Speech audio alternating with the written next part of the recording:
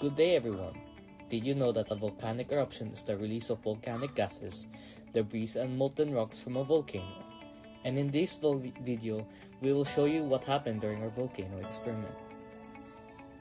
In the first video, our volcano didn't erupt well, probably because we didn't use enough baking soda, the vinegar is weak, and the ingredients didn't mix properly. But what we meant to do was to make an explosive eruption where volcanic materials aggressively erupts from the crater.